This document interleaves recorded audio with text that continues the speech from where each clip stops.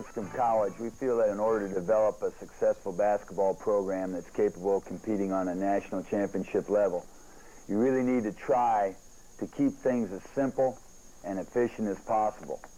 In our offensive scheme of thinking, we try to put an emphasis on execution, an aggressive execution of the fundamentals of the game by our players. And in order to do this, it's much easier for a player to do a few things and do those well than to have so many different things that he's trying to do that he becomes confused and can't really attack an opponent's defense aggressively. You've been given a handout that goes with the tape, and I'd like you to refer to the handout as we go through some key things regarding philosophy and reasons for the decisions that we've made in selecting our system of play. And then I'd also like you to use the handout to refer to some diagrams and terminology on your own. And now we're going to delve into some of the philosophical things that we think are critical in building a sound foundation offensively. First thing we think is that our individual and team offense can only be good if the players believe in themselves individually and their teammates collectively. A strong belief in your ability to perform the fundamentals of the game properly and quickly for the welfare of the team is an essential in any offensive scheme. It doesn't matter whether you run motion offense or strict pattern or whatever you try to do. Your players have to have a belief in their ability to execute, and even as important or more important, the ability of their teammates to get them the ball when they're in position to score, to execute the simple fundamentals. Another factor we think is important is to play aggressively, but yet with a great deal of balance and under control. Now, the idea of balance and control incorporates an idea of a physical balance, where you're operating with knees bent, hands ready, able to move in either direction, any direction, to jump quickly, to land under control. But it also incorporates, more importantly, a thinking that we want to be mentally under balance and under control while we're attacking on offense. And many teams have good sound fundamentals, but you never see them executed in a game because stress situations are so tough for them. They're not mentally tough enough to be under balance and control mentally, so it can be translated into physical fundamentals of the game. A third factor is to learn the basic principles of what we're trying to do offensively and then apply them, to execute them soundly. A team can only be solid if they have a concept mentally of how to play the game, and then they strictly are on their best fundamental merits, try to execute and apply these principles in their offensive attack. It's critical that you learn, and there are a lot of ways you can learn: by tape, by demonstration, by notebooks, by constantly stressing certain things that you do offensively through restrictive periods of practice scrimmage where you put certain restrictions on your team. But they must learn the basic philosophy of what you want done. Another thing that is important is to develop individual and team patience. It's been said by many people that the single most important thing to learn offensively is to be able to have good shot discipline, good shot selection. And we really think that individual and team patience, where players do not try to get things done too quickly, but they move as quickly as possible without hurrying and execute in a fashion where they're showing a great deal of patience, can be one of the most critical things for your success. Now, 4 important factors in order of their importance for offensive basketball are the following. The first one is rebounding, and we start with defensive rebounding because this gets you possession of the basketball so you can play offense, and then also offensive rebounding. When we evaluate a game, we evaluate it in terms of 1, defensive coverage, number 2, defensive rebounding, number 3, ability to handle the basketball on the offensive end, number 4, a good shot discipline, shot selection, and then number 5, offensive rebounding. As you can see, there are 2 of those 5 categories are rebounding categories. So rebounding is critical, and there have been enough statistical studies taken to show that the championship teams are very, very strong on the boards on both ends of the floor.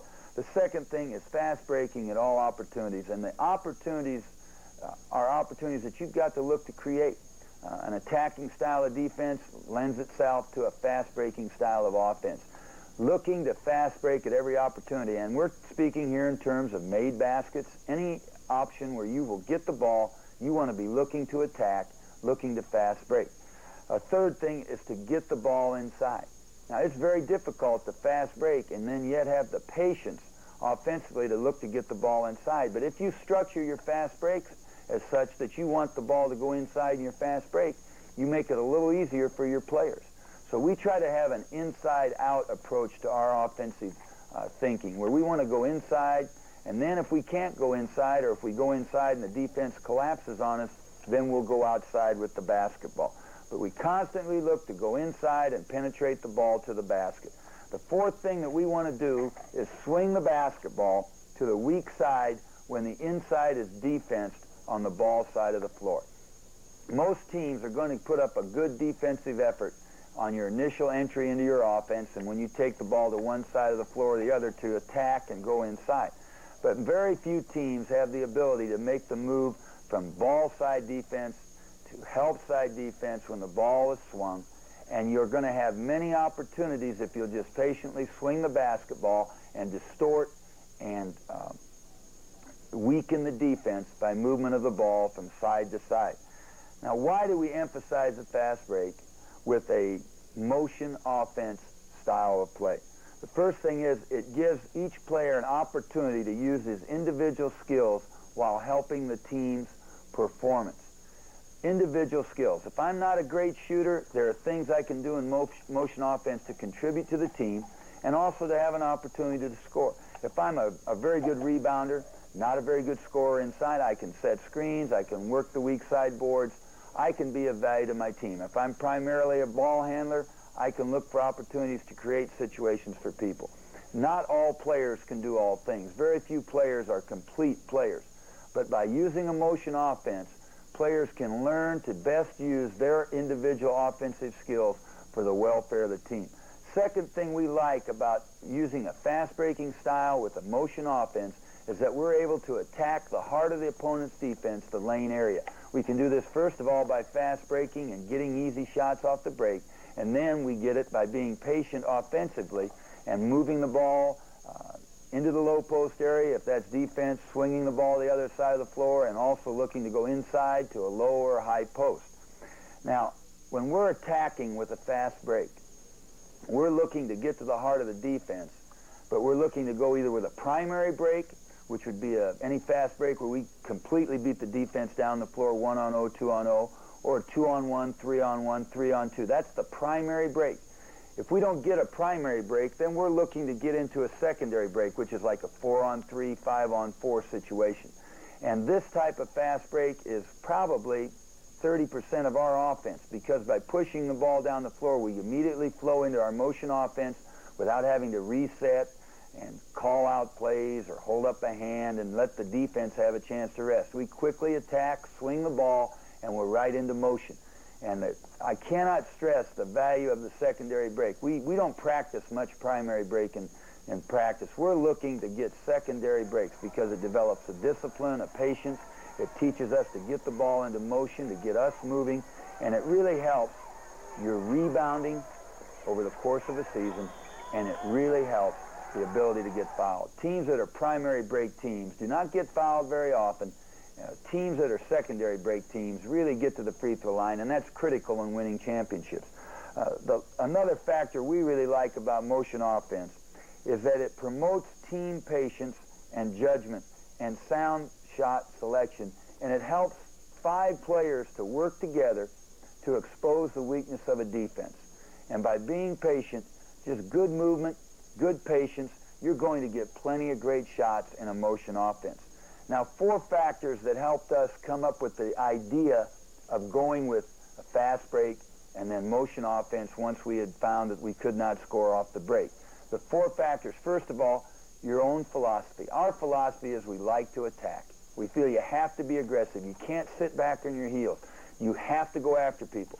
And by being an attacking team, you immediately feel that you have to play more people. We like to play a lot of people.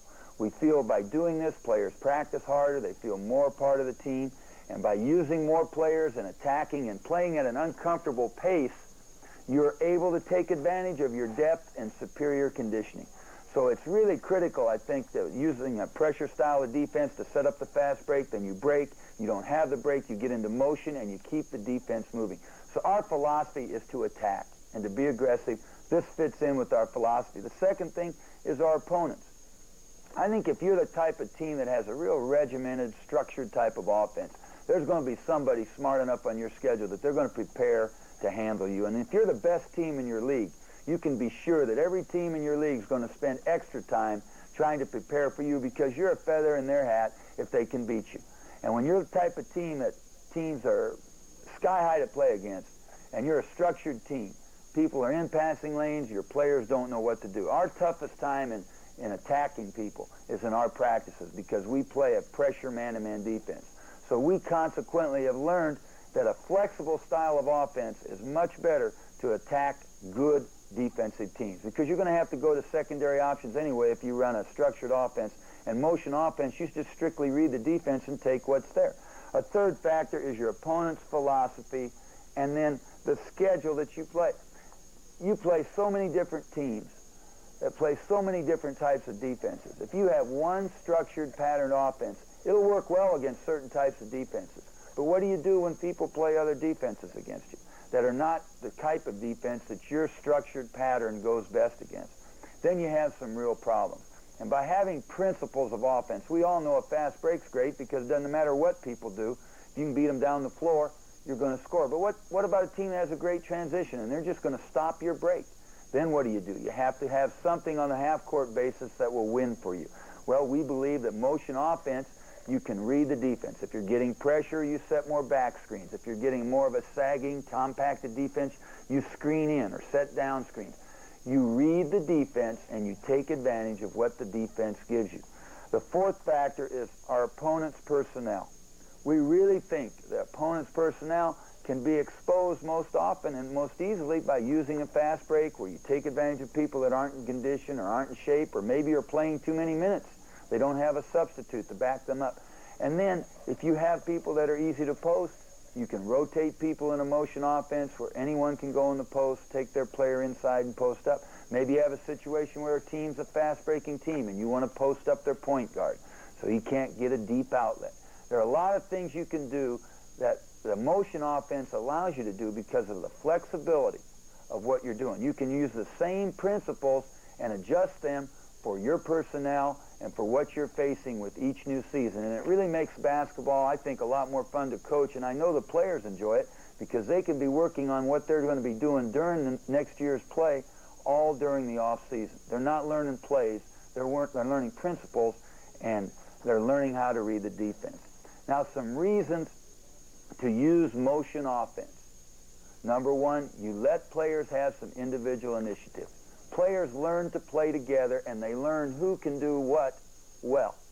And I think that's really important, to learn the strengths and weaknesses, not only of yourself, but of your teammates. And motion offense really teaches players to learn to do like a lot of good football running backs do, run to daylight. The hole's closed up. I'm supposed to go out. I don't just run in the hole. I run to daylight. And motion offense really gives kids a little more freedom to do that. The second thing is you've got more time to teach fundamentals when you have a simple system of offense. When you're learning plays all the time, you don't have the time necessary to work on things like passing and receiving, dribbling and ball handling, cutting and screening, rebounding, shooting, things that are critical. So we believe by having a simple motion offense, you have more time to learn fundamentals. And I think most coaches would agree, when your offense goes bad, it's not the plays, it's the execution of those fundamentals. The third thing we like in using a half-court motion offense is it improves our inside game because we have a lot of maximum movement of post players, and we really stress looking inside. And we can put different players in the post. A fourth factor is a rebounding defense and fast break can be emphasized and taught. We can improve fundamentals. Fifth reason, we play at our tempo by maintaining possession of the basketball. If opponents are making a run at us, we make a few more passes, swing the ball a few more times, and it slows down their tempo, and it allows us to take the ball to the basket, maybe get a foul, maybe get an easy power shot, to get the kind of shot we want to get. All players handle the basketball, number 6. I don't know that all players can score, but most players can handle the basketball. They can contribute in some way by setting screens, stepping out, catching the ball, and just being a relay man to swing the ball to the other side of the floor. But I can take it as a player not getting a lot of shots if I at least get to touch the basketball. But if I'm playing in a system where you stick me in a stack on the baseline and some guy goes 1-on-5, shoots up a jumper, and I'm supposed to rebound, I don't really feel like a part of it. We like the idea of 5 people feeling like they're all important to our offense, even though some players might get more shots than others. Another factor that's critical is we feel all defenses can be attacked with motion offense principles. That provides a great feeling of confidence and aggressiveness on the part of your players. And then the last factor is we think that the motion offense really encourages a proper use of the dribble. And this improves movement without the basketball offensively, and it promotes team basketball. We like to use 2 dribbles only once we get in the attack area. And by attack area, we mean once we're entering into our offense, usually by hitting a high post man in the center of the floor, we like to limit our dribbling to 2 dribbles. Now, we like to use the dribble, first of all, to get a better angle to pass the ball, to drive the ball to the basket, number 2, and then number 3, to get out of trouble. But unfortunately, a lot of players use the dribble to get into trouble. And we really stress this a lot with our players. Stay in triple threat, keep your dribble till you can improve your angle to pass, go to the basket, or use your dribble to get out of trouble if someone comes to jump you. So these are the things we think are critical for your thinking as to whether or not you'd want to implement a half-court motion offense to supplement your fast break. If you're not a fast break coach, you can still use motion offense, and I think be very effective. Now, terminology is covered on your handout sheet, and there are diagrams to help you understand some of the terminology. But what I'd like to talk about now are the rules that we use for movement by our inside players. Now, you can use 1 post player with 4 on the perimeter. You can use 2 post players with 3 outside perimeter players. You can use 3 post players inside with 1 of those players, or any one of the 3, stepping to the corner or flashing up exceptionally high to take advantage of opportunities to feed, to dump the ball in, to get high-low post situations. But we're going to talk about some basic principles of movement. If you're using 2 post players, which is the most common way to run motion offense, we like to keep 1 post high, 1 post low. You'll need to decide if you want your post ball side, low post, your high post away, or if you want your high post ball side and your low post away. It really makes no difference. If we have a very good low post player, we like to get him ball side immediately, then get a chance to take the ball high, and then if he's fronted, he can seal, and we can look to dump inside. You need to look at your post players and decide what scheme of thinking will be best for you. Now, we like to start our offense with perimeter players looking for a post man filling the center of the floor. This is how we try to run our secondary break, and it's the way we like to start our motion offense if we'd be attacking on a half-court basis. We're looking to fill the high post area because it's a very difficult area to guard defensively. If you have a good athlete, he can really make some things happen if you can give him the ball in the center of the floor. We like to have our post players work together, and anytime one post man's in the low post, we don't look for the other one to go there. They work to play off each other, to play off their buddy at all times, so we get good court spacing by our inside players. 4th thing we like to do is we like to make sure that anytime you break into the high post, you stay for about a slow second count. Hang in the area for just a while. You may set a back pick. You may see a back pick opportunity. The guard might not have been able to hit you. He throws it to a wing. You can back pick for that guard. There are a lot of opportunities for things for you to do up there, and what it does is keeps the low post area clear so your buddy can work on posting. He'll do the same thing for you when he flashes into the high post. Anytime you catch the ball in the high post as a post player, we want you to look first of all for your buddy making a strong cut to the basket. Anytime any post man catches the ball, he looks for his teammate, his post teammate, cutting to the basket to receive a pass or to rebound on the weak side. So we really look hard for that. And then if you can't hit your buddy down low, then you look to swing the basketball. And this really helps because now that low post man can come across the lane looking for the ball. At times, low post players and high post players can look to set back picks. And this is extremely effective for them to back pick for perimeters when those perimeter players are receiving a lot of pressure. That's when they're really dangerous as screeners. And the most dangerous man to guard on the floor is the man who's just passed the basketball. So if he's receiving a lot of pressure, your teammate, look to set a back pick. Just make sure you set it one step away from him, from the defender, so it's legal, and you can really help loosen up the defense and then play off of his cut. You may get the ball back to score. The high post man can step out as far as he needs to get the ball and handle it to keep our offense operating. And if he has to come across the half line to initiate offense, we don't mind that. Just keep the ball moving, because the more the defense pressures it, the more we open up the low post area for high percentage shots and fouls. Now let's give you some principles of movement for our outside players. Once again, as we said, you can play with 4 outside players, 3 outside players, 2 outside players, and you could play with 5 people on the perimeter and an open post type of situation and just have players flashing in there. But perimeter movement for us most of the time is going to be 3 on the perimeter. And what we're looking for is to keep our perimeters 15 to 18 feet apart, so they'll have proper spacing for passing, cutting, and screening. This is critical. And don't ever feel as a perimeter that you're starting too high offensively. If the defense wants to come up and guard you, that opens up the low post area, which is what we want to do anyway offensively, to get the low post opened up. So bring the offense higher, and you can start behind the half court if you have to. Now, when you pass the ball, you've got some options as a perimeter man. You can pass and make a cut to the basket. You can pass and screen away. You can pass and go to the baseline. Or you can just replace yourself. Take a couple steps and then step back out. But we do not want to pass and stand. We want some kind of movement. And it's not chicken with the head cut off movement. It's purposeful movement. Moving with a purpose. Trying to get a teammate open after you've given up the ball. Or possibly trying to get yourself open if you're receiving overplay. Move with a purpose.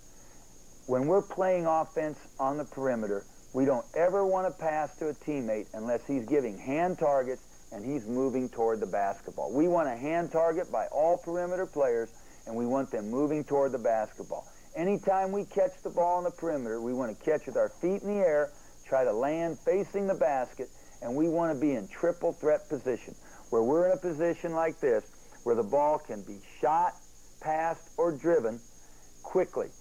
This is the easiest position to operate from with the ball close to your body. So triple threat position is a critical thing for us, with something we stress from the first day of summer basketball camp all the way through a player's career in our program. And triple threat, if you're not doing it, it's really going to hurt the execution of the offense. When you receive in triple threat, we like to look inside strong, really look inside hard, and particularly when we're on the wing.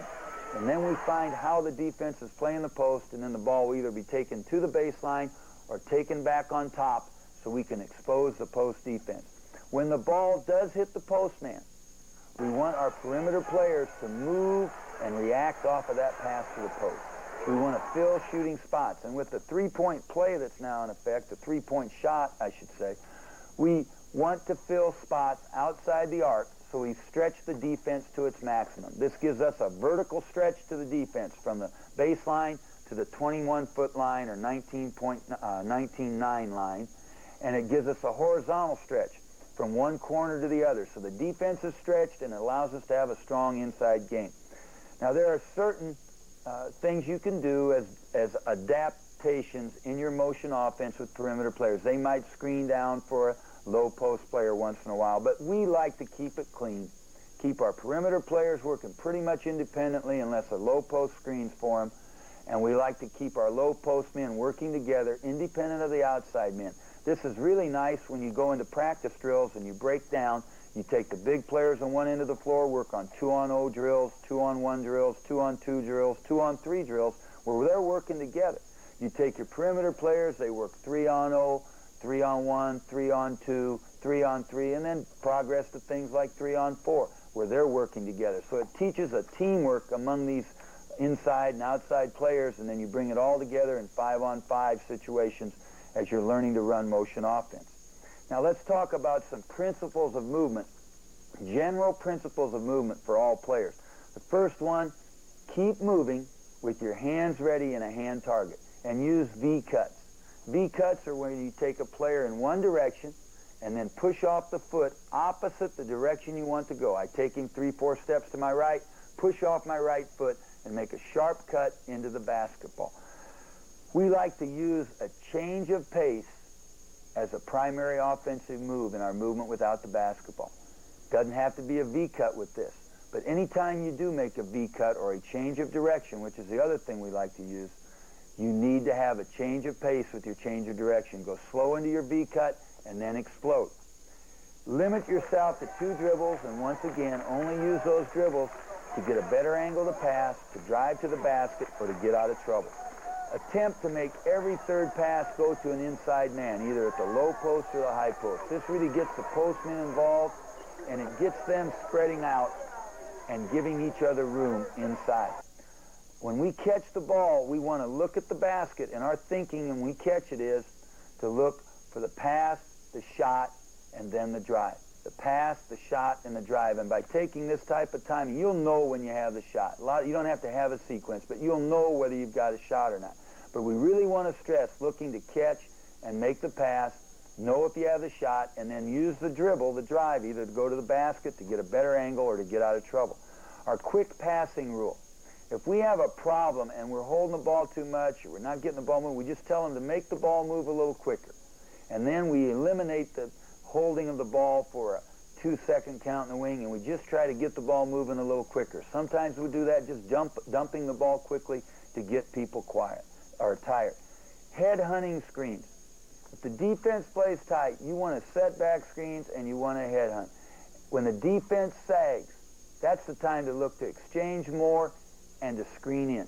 But when we get pressure, we're looking to head hunt back picks, we're looking to set good, solid screens away, and we're looking when we get a sagging type of defense to exchange a little more, to replace ourselves, and to set down screens and screen ins where we can get people open for the medium distance shot. When you can't receive the basketball, re-screen. If you're on the perimeter, you come out, the man's overplaying you, back cut. Relieve the pressure by back cutting, or simply go away and re-screen. Screen for someone else again. That'll help get you open. Don't fight the pressure and keep inching out.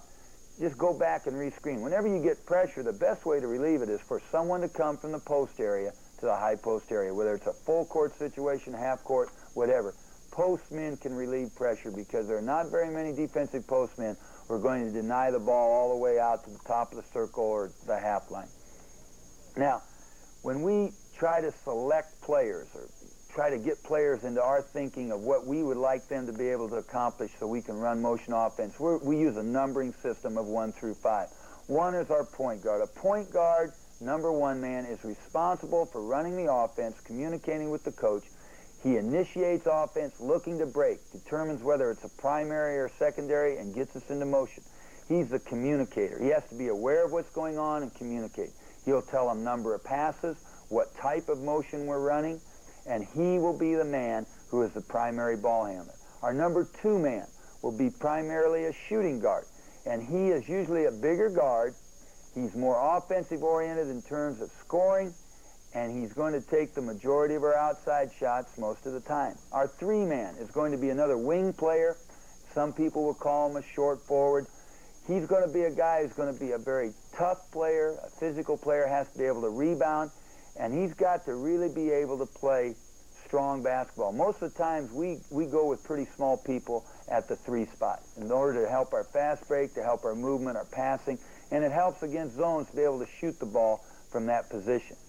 Now, our 4 man is a high post type of player, and if you can get a good athlete here, he doesn't have to be quite as big, but he must be a good rebounder, must be able to step into the high post area, to handle the basketball, to swing the ball to the other side of the floor, and if he can post, he can really be effective.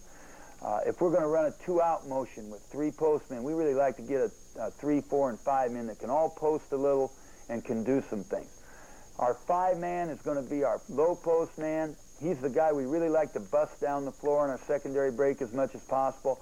He's the man that we really look to anchor our offense. And we've been very fortunate at Lipscomb to have some All-Americans play these positions. Different in nature, but all with the idea that they were going to be strong rebounders, defenders, and really wanted to score. So we are looking for a guy who can play inside. If he can do more than that, that's fine. But he's got to be able to play a strong low-post game. The last things I'd like to talk about in regard to motion are in the idea of defensive positioning and rebounding out of your motion. We like to have our 3, 4, and 5 men go to the offensive boards as much as possible. We have a few modifications here that help us to help defend the fast break and still have excellent board coverage. If I'm the three-man, the short forward, I'm shooting the basketball. If I shoot the ball from the perimeter, we want the two-man to go to the weak side boards. The three-man will move to the elbow, the edge of the free throw lane and the free throw line as a long rebounder, and he'll help stop the ball on the fast break. The one-man will be the back man. If the two-man shoots, the three-man will cover the weak side boards. The two-man will go to the elbow, the edge of the free throw line, and he will stop the ball and be a long rebounder. 4 and 5 always go to the boards. 1 will always be back. Now, if 1 takes a shot, then 2 will have to rotate back. You will work out a system here that will work into your scheme of motion offense, but you have to have, we think, a man back to protect and a half rebounder who's going to stop the ball. If you play against a team that just flies, you might want to tell all 3 perimeters to stay back. But 4 and 5 always go to the boards. One thing you must be sure of, when your perimeter penetrates, your point guard, if he penetrates, it's a good idea to get both wings back, because you're in a situation now where if he misses the layup, you're going to be in real bad shape defensively. So this sort of helps us in our scheme of thinking from motion offense to get good offensive board coverage and load up with 2 offensive rebounders on the weak side boards and to have good defensive coverage on the fast break. We always fast break on defense. Now, just a few tips that will help you when you try to teach motion offense to your team. First of all, run it as high and wide as possible. Get a good court spread. Spread out so players will have to come into the basketball and they've got room to move.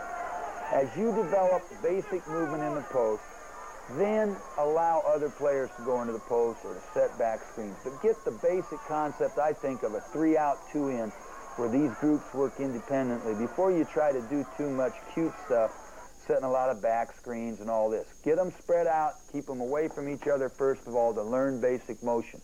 Third point, always remember when you have problems, it's not the offense and it's not you.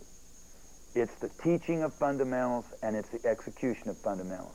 Teams with good fundamentals are going to operate well in anything, and it's very important when you run strictly motion offense. Fourth point, you're not going to learn these fundamentals by talking about them and by reading about them. You're going to learn the fundamentals by teaching them, and your players are not going to learn these fundamentals and principles of motion offense by talking about them. They have to work on them in practice every day. You think in practice, you react in games. You think in practice, you react in games. And the reactions that come about in game are instinctively because players have sound practice habits and have learned the principles of motion offense. Motion offense is an exciting way to play basketball. It's sound, it's solid, it gives you good percentage shooting. You must have disciplined players, and you must be the kind of coach who loves to study the game and to really put yourself and your team into a unique system of play that gives everyone the freedom to be the best kind of player and the best team that they can be. And so they can play basketball on a championship level. Some of the drills that we like to use to progress in our development of fundamentals for motion offense really seem to be very simple and basic, but I think that's the thing that makes a solid, tough motion offense successful, is simple, basic basketball skills that have to be executed by all 5 players. One of the things we'll do in starting a practice is do what we call easy running, and in it we try to emphasize 2 things that are critical to motion offense. The first is a change of pace, and we try to emphasize the players that standing is a form of change of pace, and we want to go slow into our movements, then explode out to try to get away from a defender, and all the time we try to stress hands ready, given a good target. Another thing that we add then to our change of pace is a change of direction, and this is commonly called a V-cut, where you start in one direction, push off the foot opposite the direction you want to go, and then present your hand target trying to receive the basketball. So we really utilize a change of pace and the V-cut as much as possible, change of pace and change of direction in our easy running before we start a practice. Then we'll break into something we call buddy screening. We'll have 2 players paired up, and they will work on screening situations where they'll screen for each other, and we want the players to call out their cuts. Whatever cut they're making, whether it's a pop-up, a curl, a flare, a back cut. We want them to call out their cut off the screen, and this helps them to teach themselves the proper cut and the cut that they're making. The types of cuts you can make. One of the cuts is popping up to the ball. We like to term it popping up because you're going toward the basketball, not out toward the sideline where a defender can get between you and the screener and avoid the screen and stop you from receiving the basketball or force you to receive it out of your best scoring position. So we like to pop up toward the ball when the screener really gets a good piece of the defender. A second cut we like to use, and a very, very good cut to put some pressure on the defense, is a curl cut. When the defender's trailing you, trying to follow you around the screen, on the man side of the screen, we want to just cut as close as we can to the screener, grab his shoulder, grab his elbow, get close to him and make a curl cut, giving an inside hand target for the basketball. Another cut that can be made is the back cut. The defender starts to cheat, play the pop-up. You can back cut. We like to signal for the back cut by holding up a fist. This tells the passer, or the passer can tell the cutter he wants him to back cut with the fist signal. A cut that is used against teams that really jump to the basketball or sag their defense into the lane is where the offensive player will screen in and the player will flare cut and make his movement toward the corner. If screens are set for a flare cut, you can set the screen with your rear end toward the baseline, and this allows a good angle on the screen for the man to flare with your rear end facing the corner baseline for the flare cut. Another thing that we can use in making these cuts is just add a defender, and then you make the proper cut because you've read the defense. We like to have the cutter make sure that he waits for the screen, that he reads the defense. He then makes the proper cut, and that he cuts as close to the screener as possible. We try to emphasize with the screener that the screener gets the proper angle, his rear end toward the ball on the down screen, his rear end toward the basket on a back screen, that he jump stops into his screen, he calls his teammate's name, and that he protects himself when he sets the screen. We think by doing these things, by getting the angle, by calling the teammate's name, by making a good jump stop, and by protecting yourself, you're going to set a good solid screen without moving, setting an illegal screen. Fundamental lines is a passing lane, a passing drill. Fundamental lines is a passing drill that we use to teach the basic passes that we use in our offensive scheme of thinking. First one that we'll use is the flick pass with the strong hand. We move it from a triple threat position to make a strong flick pass. We like to emphasize holding the follow-through to the end of the line. Emphasize holding the follow-through on the flick pass. Then we'll do it with the weak hand, making the flick pass with the weak hand, moving it across the body and quickly flicking the pass by the defender. Then we'll use a bounce pass. We like to turn the ball over just slightly at the end so it'll spin into the postman. Then we'll use it with the weak hand. So you can review all the passes that you're trying to use by making the pass, going to the end of the line. There's a lot of movement.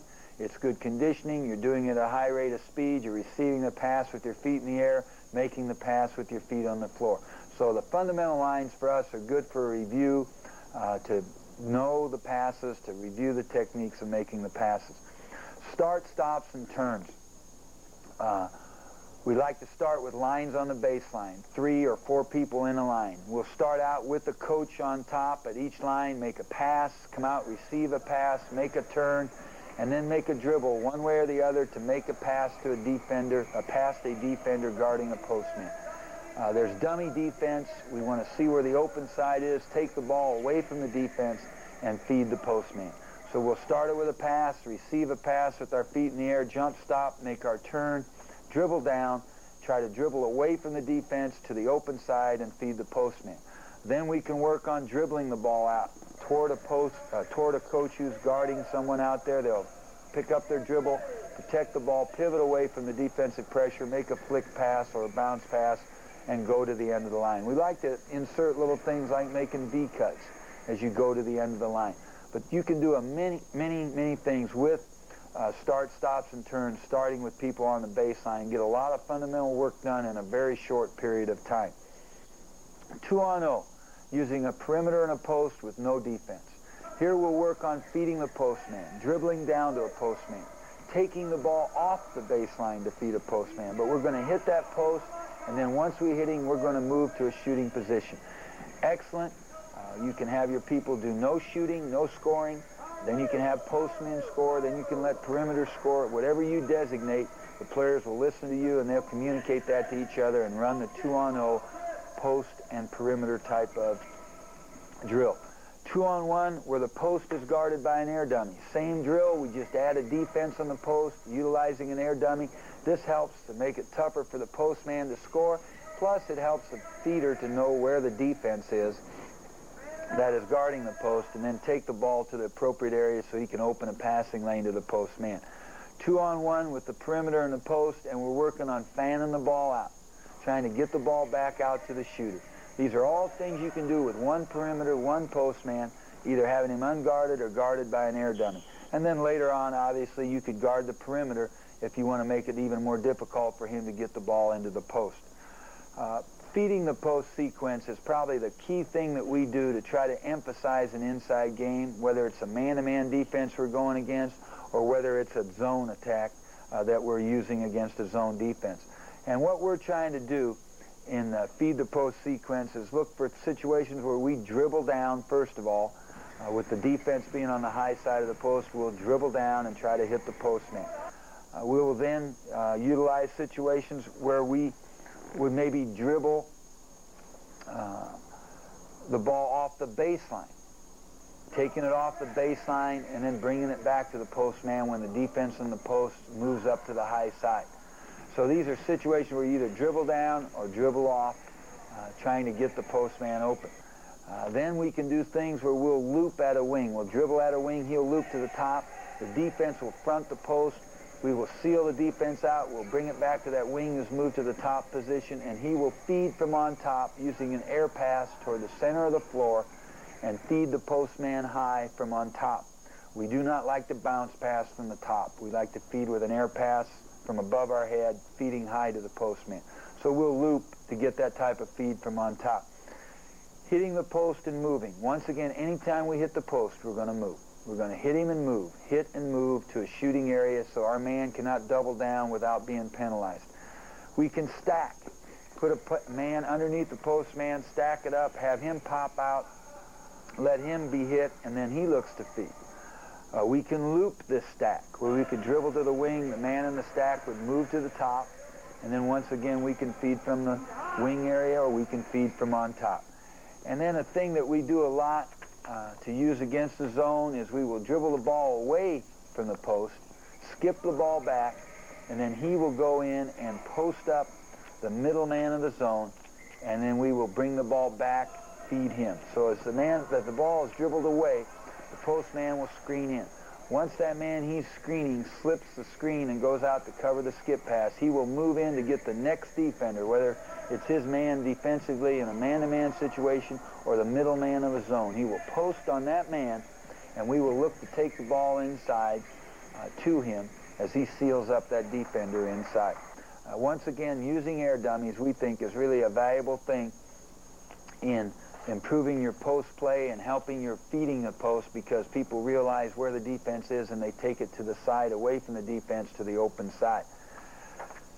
3 on a side is a drill that we like to use to work on a variety of things. You can use a high post, you can use a low post. We like to use the high post a lot because we like to start our motion by stepping someone out to the high post. Once you hit, there can be all kinds of situations. The passer can set a down screen for the other perimeter on his side. Or if there's pressure, we can call out that we want back screens. And that perimeter can set a back screen for the passer, who becomes the most dangerous man on the floor because he's just passed the basketball and his man relaxes. You can work on situations where you're running your delay game from a 3 on a side situation. And then we'll yell change, and the teams will change ends, run a secondary break, and then get right back into whatever screening action or cutting action that you're looking for. So 3 on a side is a good drill to teach passing, cutting, receiving, and it helps you to use situations and cuts and screens that are part of your motion offense. 2-on-0 post movement. coaches on the perimeter, 2 postmen just working on moving together.